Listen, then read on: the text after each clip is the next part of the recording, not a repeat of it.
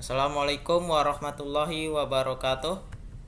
Saya M. Zamris Radiman, mahasiswa Prodi Sistem Informasi dengan NPM 2417052029. Kali ini saya akan melakukan pembahasan materi tentang gerbang logika dengan transistor. Di sini saya mencari di beberapa sumber dan mulai saya bahas untuk dipelajari. Gerbang logika digital memungkinkan komputer melakukan komputasi menggunakan transistor. Hal ini dengan menggunakan sistem bilangan biner atau basis 2. Transistor punya dua status, aktif atau non-aktif. Namun beberapa transistor digunakan bersama-sama. Output dari dua input dapat diubah secara logis. Hal ini memungkinkan AND, NAND, OR, NOR, XOR, dan XNOR. Sebagian besar gerbang logika dapat dibuat menggunakan beberapa konfigurasi sirkuit. Hal ini menggunakan sistem biner. Beberapa transistor bisa digunakan bersama-sama. Output dari dua input dapat diubah secara logis. Gambar di atas menunjukkan semua jenis gerbang logika yang dibangun di papan tempat memotong roti menggunakan transistor individual. Ini N. Oke. Gerbang N6 dan gerbang N7 menggunakan sirkuit terpadu yang berisi 4 gerbang N. Oke. 4 gerbang N. Banyak orang memahami dasar-dasar gerbang logika, tetapi tidak cukup untuk menerapkannya pada level transistor. Gerbang logika perlu disambungkan dalam konfigurasi sehingga output dapat dikirim lebih jauh ke bawah sirkuit. Ada juga konfigurasi yang lebih canggih yang memungkinkan konsumsi daya yang lebih rendah dan waktu pengalihan yang lebih cepat. Oke, di sini ada gambar mengenai gerbang logika. Di sini ada transistor. Ini resistor ya. Maksudnya di sini rangkaian menggunakan transistor. Ada video untuk melakukan pembahasan gerbang logika. Namun lanjut saja. Di sini ada nama, simbol, dan tabel kebenaran untuk setiap gerbang logika yang ditunjukkan pada gambar di atas. Seringkali rangkaian tidak digambar pada level transistor dan hanya simbol gerbang logika yang digunakan. Tabel kebenaran penting untuk menjelaskan dengan jelas apa yang seharusnya menjadi keluaran berdasarkan masukan. Untuk menentukan output harus menggunakan tabel kebenaran untuk dapat menjelaskan output yang sesuai inputnya. Ini sangat berguna saat mencoba rangkaian yang lebih besar seperti half adder, full adder, kalkulator, dan prosesor komputer.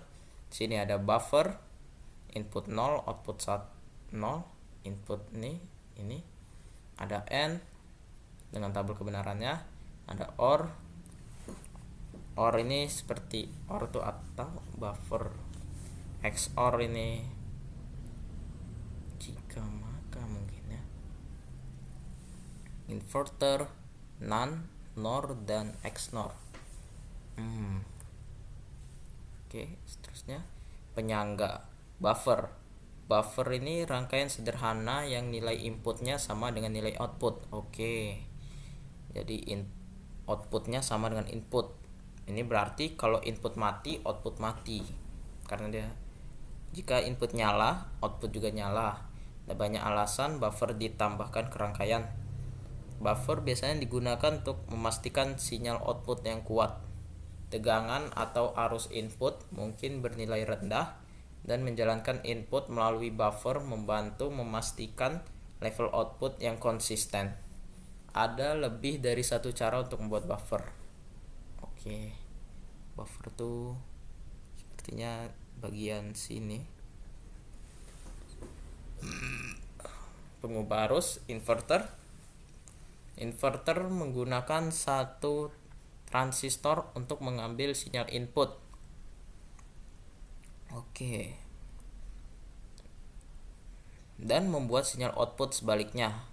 Untuk ambil sinyal input dan membuat sinyal output.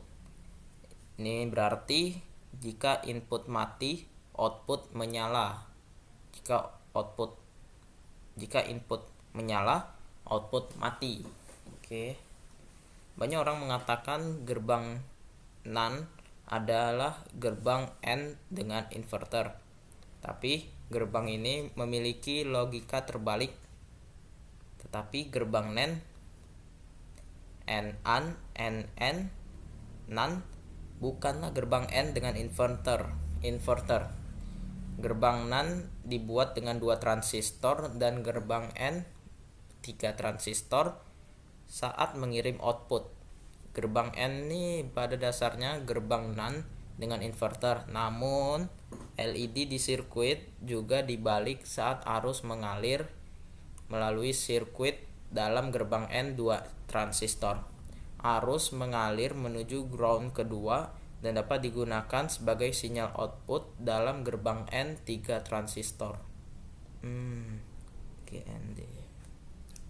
Gerbang AND yaitu dan AND ini hanya aktif saat input A dan B ikut keduanya aktif.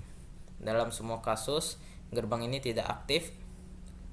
Kalau cuma salah satu yang hidup tidak aktif, maka outputnya tidak aktif. Gerbang ini di sini digambar menggunakan 3 transistor. 2 transistor pertama di sebelah kiri ini adalah input, dan sekarang kedua resistor dicolokkan yang berarti input aktif. Ini membuat output aktif yang diwakili oleh LED kuning. A dan B dinyalakan dengan memberikan tegangan positif lebih dari 0,6 volt ke basis transistor. Gerbang NAND. Gerbang NAND adalah gerbang logika universal. Ini berarti gerbang ini dapat digunakan untuk membuat semua jenis gerbang logika lainnya. Berarti gerbang NAND ini sangat fleksibel. Gerbang ini dimatikan saat kedua input aktif. Dalam semua kasus lainnya, gerbang ini dihidupkan. Dalam semua kasus lainnya, gerbang ini dihidupkan. Jadi kalau misalnya A dan B inputnya aktif, kedua input aktif, maka mati. Namun di kasus yang lainnya, maka dia hidup. Gerbangnya menyala. Dalam foto, input A dan B aktif. Itulah sebabnya LED mati. Ini adalah gerbang logika sederhana yang memerlukan 2 transistor. Dengan hanya menggunakan 2 transistor, gerbang ini mengirimkan output lebih jauh ke bawah sirkuit yang diinginkan saat menggabungkan gerbang logika NAND ke dalam desain sirkuit yang lebih besar. 2 transistor saja bisa mengirimkan output yang jauh ke bawah sirkuit yang diinginkan saat menggabungkan logika, saat memakai NAND di sirkuit yang lebih besar. Jika Anda ingin melihat gerbang NAND dalam rangkaian lebih besar, maka ini ada video 4 bit komputer. Wow. Lanjut, ada gerbang OR. OR ini mati jika A dan kedua inputnya mati. Namun kasus lainnya OR menyala. Penting catat, OR ini menyala selama kondisi ON. Jadi jika ingin output menyala, hanya salah satu input menyala. Gerbang OR eksklusif diperlukan dalam gambar. Input A dan B menyala, itulah sebabnya LED menyala. OR juga dibagi dapat dibuat dari 3 gerbang NAND atau dengan menggunakan 2 gerbang NOR. Gerbang OR 2 yang ditunjukkan di atas hanya memerlukan 3 transistor, dan itulah cara saya sarankan untuk membuat gerbang OR menggunakan transistor individual. Gerbang NOR adalah gerbang logika universal lainnya. Ini berarti gerbang ini dapat membuat semua jenis gerbang lainnya. Seperti gerbang NAND, gerbang ini juga hanya memerlukan 2 transistor. Dalam gambar, kabel oranye menghubungkan kolektor kedua transistor. Ada juga ground yang menuju emitor kedua transistor. Ini membuatnya jadi jika ada input yang aktif, output akan mati. Satu-satunya kasus di mana output akan aktif adalah ketika kedua input mati. Gerbang XOR. Gerbang XOR disebut dengan OR eksklusif karena mirip dengan gerbang OR tetapi tidak aktif saat kedua input A dan B aktif. Oke, hanya harus salah satu saja yang input yang aktif supaya outputnya bisa aktif.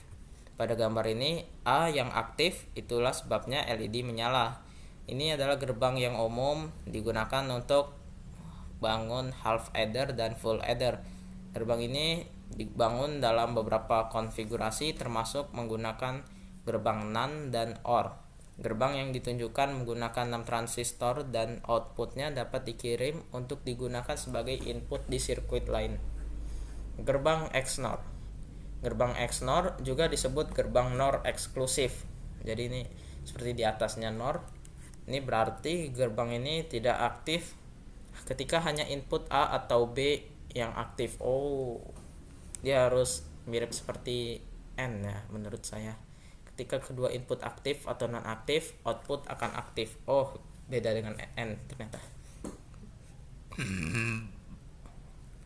Rangkaian ini hanya memerlukan 5 transistor dan output dapat dikirim ke rangkaian lainnya.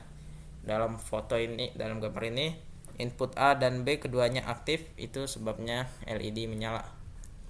Dan inilah pembahasan singkat pembelajaran materi gerbang logika dengan transistor. Terima kasih dari saya. Assalamualaikum warahmatullahi wabarakatuh.